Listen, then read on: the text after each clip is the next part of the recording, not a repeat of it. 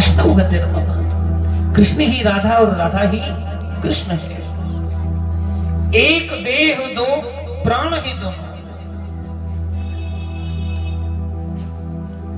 गोविंद प्रेम के प्रतीक है, राधा भक्ति स्वरूपा है।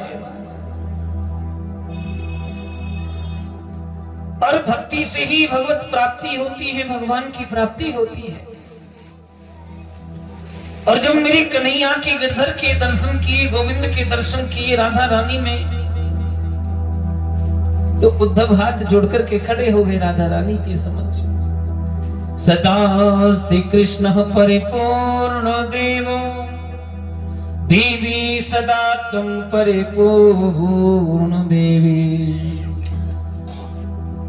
श्री कृष्ण चंद्र कृतनेत्य लीलो, लीलावती त्वां कृतनेत्य लीला।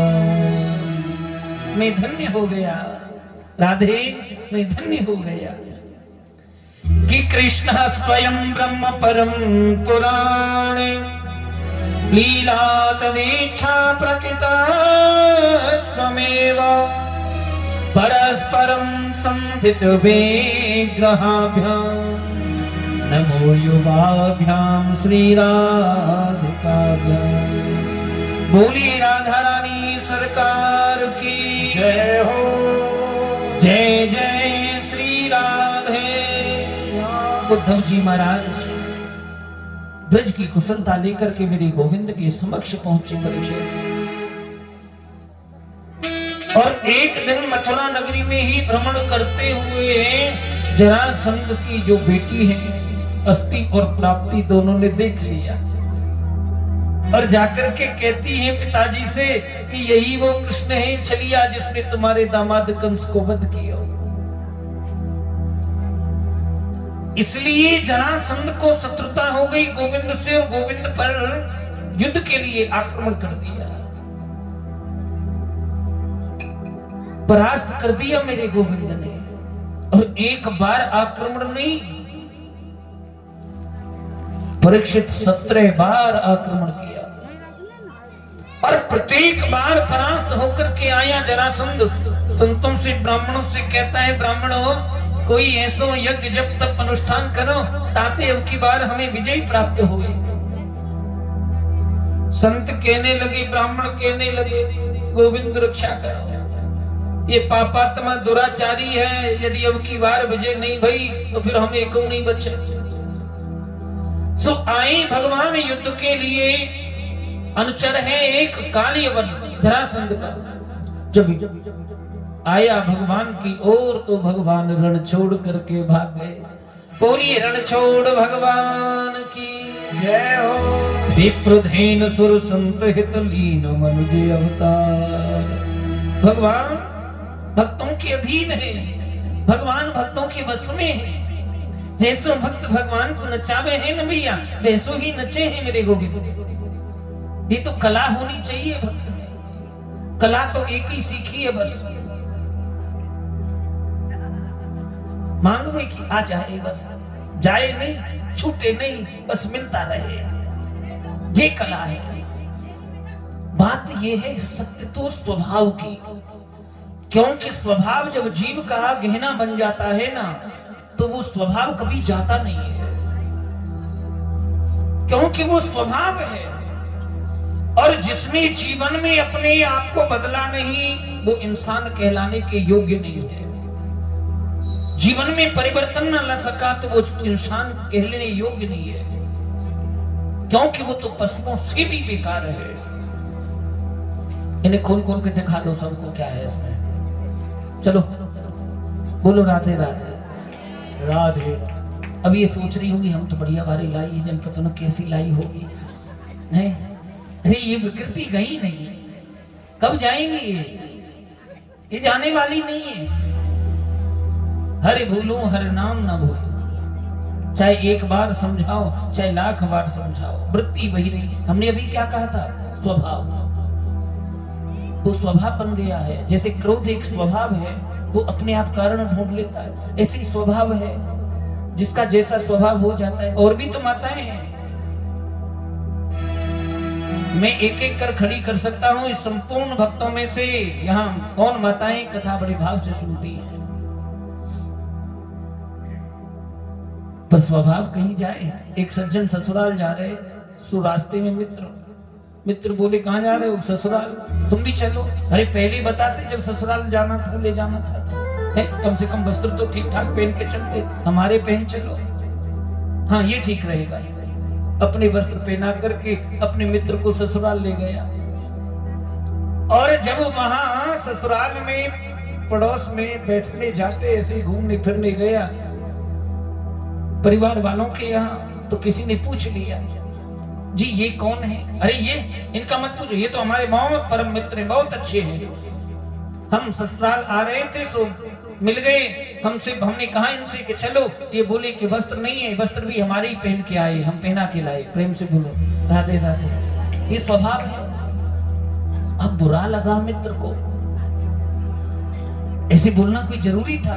वो हमारे बारे में पूछ रहे थे या वस्त्रों के बारे में तुमने एक झट से कह दिया कि वस्त्र भी हमारे पहन के आए? अच्छा हाँ, अब नहीं कहेंगे, कोई बात नहीं। अब दूसरे घर मिलने गए, उन्होंने भी यही प्रश्न किया, जी ये कौन है? ये हमारे मित्र हैं, और मित्र बड़े अच्छे हैं हमारे। हम ससुराल आ रहे, ये भी हमारे साथ में आए हैं, पर वस्त्र इन्होंने अपने ही पहने हैं। अब वो सब भूले वस्त्र, रानी चुप हो गई। देखा मित्र ने, ये वस्त्र तो सब अपने ही पहनते हैं। अब बुरा फिर भी लगा, बोला ये वस्त्रों की बात, तो हमने तो ठीक तो कहा, तो यही कहा था कि वस्त्र इन्होंने अपने ही पहने हैं। जब पूछ हमारे बारे में रहा था तो वस्त्रों का बोलना जरूरी था, पर तीसरी जगह जब मिलने गया तो वहां भी यही घटना घट गई। जी ये कौन? ये हमारे बहुत अच्छे मित्र हैं, और वस्त्रों के बारे में हम कुछ कहेंगे नहीं।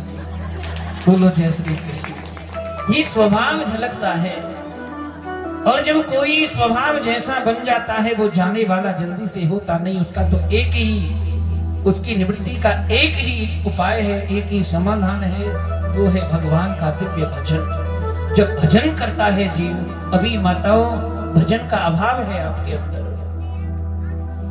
जिस दिन भजन करना जान जाओगी ठीक से, उस दिन फिर ये वृत्ति तुम्हारे अंदर रहेगी ही नहीं।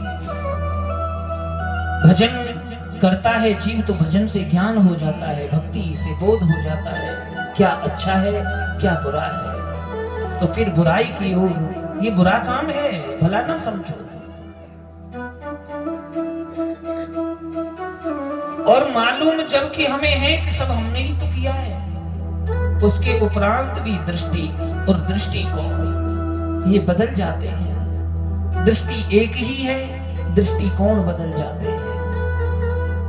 जैसे एक सज्जन कहता है जगत में भगवान है, और एक कह रहा है जगत भगवान का है, और तीसरा कह रहा है ये संपूर्ण जगत ही भगवान है। कहे तीनों एक ही बात रहे हैं, पर सबके अलग अलग ढंग अलग हैं कहने के। जैसे वृंदावन पूरब में है, कोई कहता है पश्चिम में, कोई उत्तर में, कोई दक्षिण में। वृंदावन कहता है हम तो वही है जहां थे। ये वृंदावन का परिचय नहीं दे रहे हैं, ये अपने होने का परिचय बता रहे हैं कि हम कहाँ हैं। हम पूरब में हैं तो हमें पश्चिम में दिखाई देता है वृंदावन, और जो पश्चिम में उन्हें पूरब में दिखाई देता। ये दृष्टि और दृष्टिकोण। इसलिए स्वभाव और भावना, जैसा जीव का स्वभाव होता है वैसी ही उसकी भावना हो जाती है। फिर हम तो प्रेम पाने आए थे आपके मध्य है?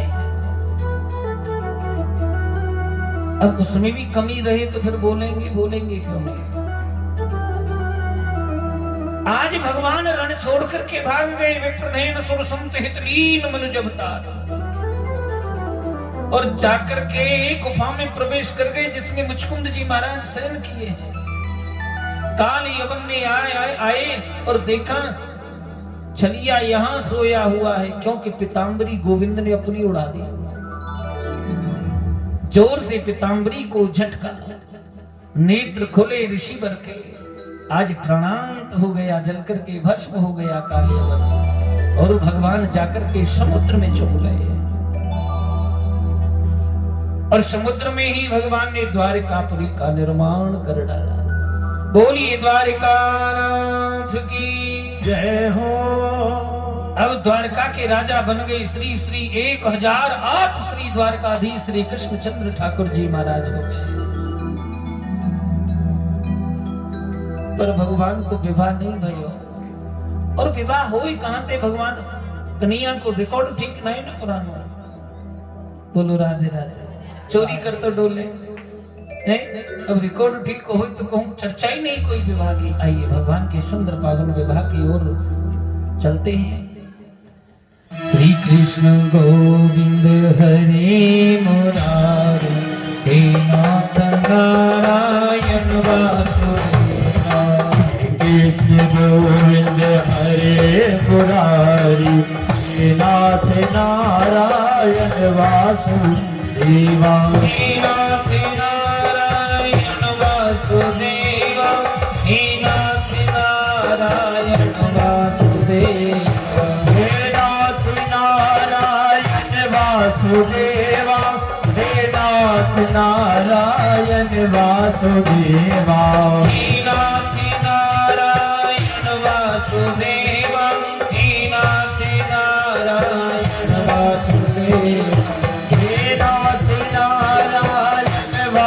वासुदेव, हे नाथ नारायण वासुदेव, हे नाथ नारायण वासुदेव। श्री कृष्ण गोविंद हरे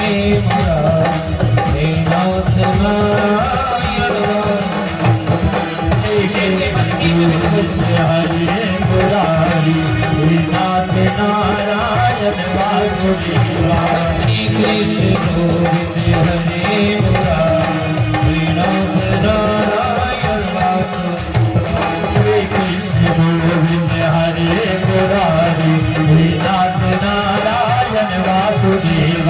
हे नाथ नारायण वासुदेव, हे नाथ नारायण वासुदेव, हे नाथ नारायण वासुदेव, हे नाथ नारायण वासुदेव। श्री कृष्ण गोविंद हरे मुरारी, हे नाथ नारायण वासुदेव। हे नाथ नारायण वासुदेव। श्री राम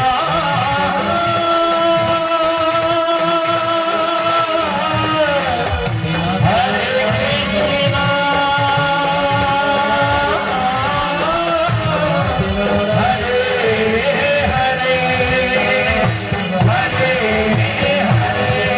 कृष्ण बोलिए नारायण भगवान की जय हो। जय जय श्री राधे।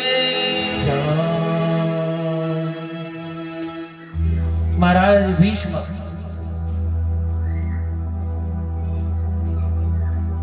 और भीष्मक जी महाराज कुंडनपुर नरेश विदर्भ के महाराज हैं,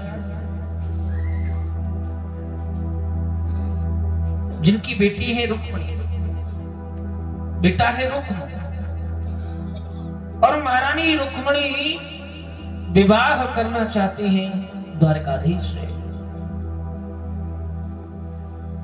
और महाराज भीष्मक चाहते हैं हमारी बेटी लाडली है, लाडली बेटी का विवाह हो शिशुपाल के साथ।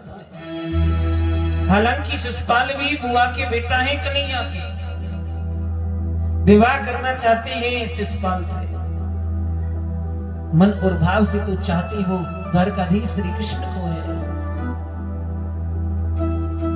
एक दिन भ्रमण के लिए निकले हैं महाराज रुक्म,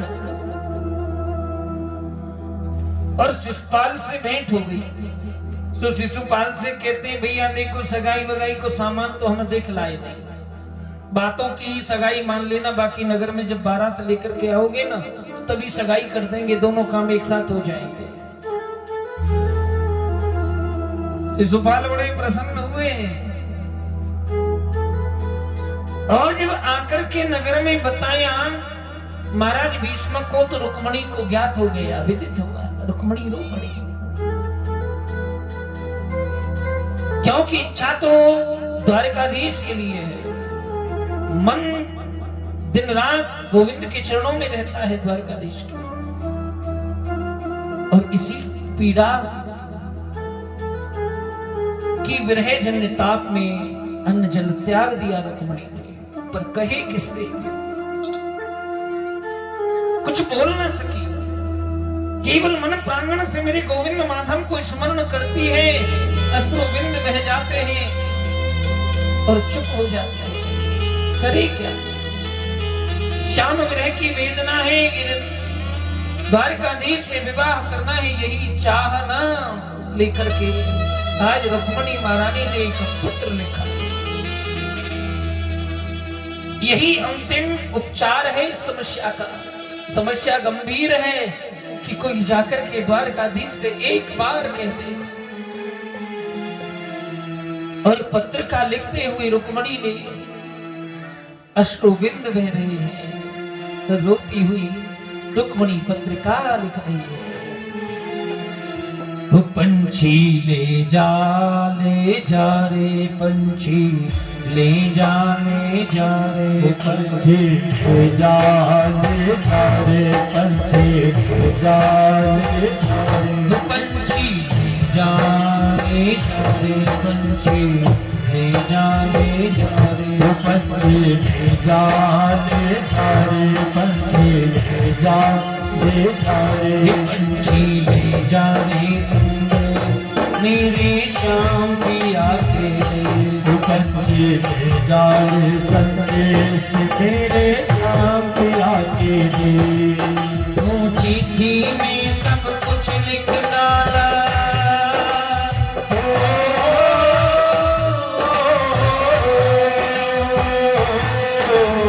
चिट्ठी में सब कुछ लिख डाला, रहा न कुछ भी शेष। पंछी ले जा रे संदेश मेरे श्याम पिया के लिए।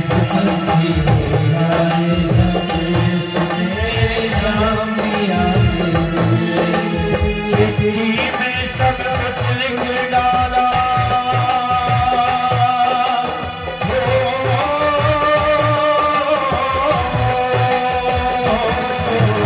चिट्ठी में सब कुछ लिख डाला, रहा न कुछ भी शेष। पंछी ले जा रे संदेश मेरे श्याम पिया के लिए। पंछी ले जा रे संदेश मेरे श्याम पिया के लिए।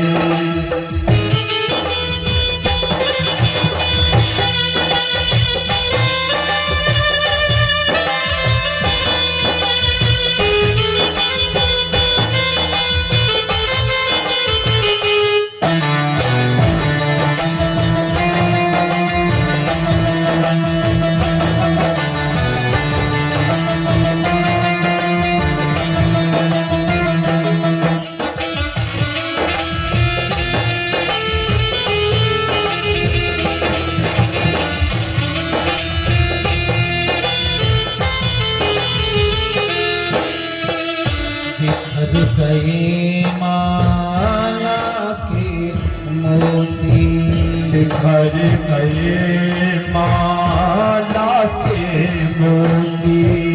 बिखर गए माला के मोती, बिखर गए माला के मोती।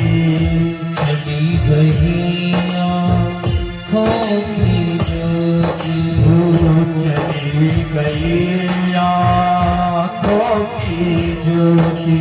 पल पल तेरी याद सताए,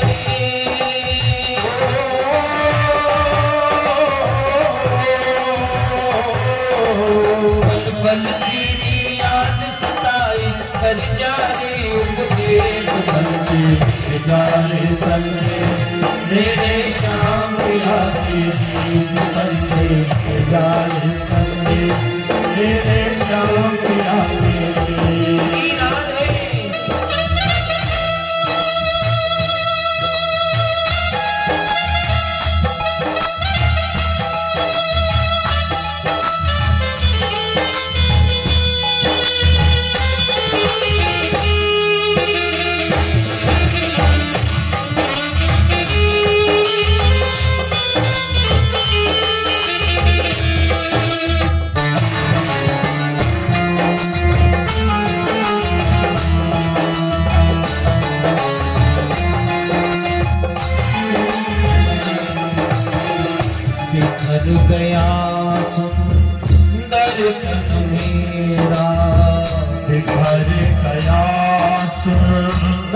कन मेरा मुख गया सुंदर तन मेरा, सूख गया सुंदर कन मेरा, दिल का दर्द सहा बहु तेरा, दिल का दर्द साहब तेरा, दिल का दर्द सहा बहु तेरा, दिल का दर्द साहब तेरा।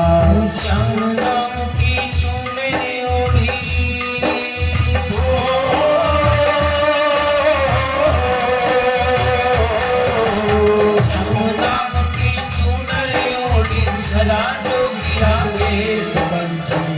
जाने संदेश मेरे शांति आगे, पंछी जाने संदेश मेरे शांति आगे, वो चिट्ठी में सब कुछ लिख डाला,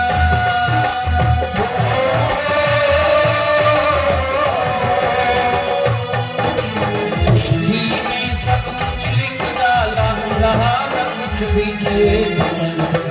जाने संदेश मेरे शांति आगे, पंछी जाने संदेश मेरे शांति आगे, पंछी जाने संदेश मेरे शांति आगे।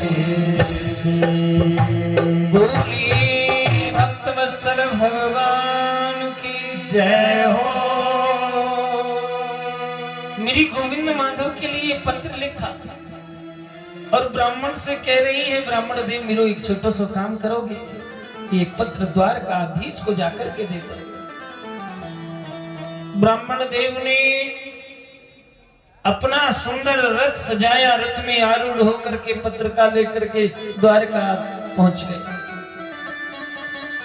और द्वारकाधीश के भवन में प्रवेश किया। राज दरबार में बैठे हुए मेरे गोविंद ने स्वागत किया ब्राह्मण देव का। कहो ब्राह्मण देव कैसे आगमन भयो, कहां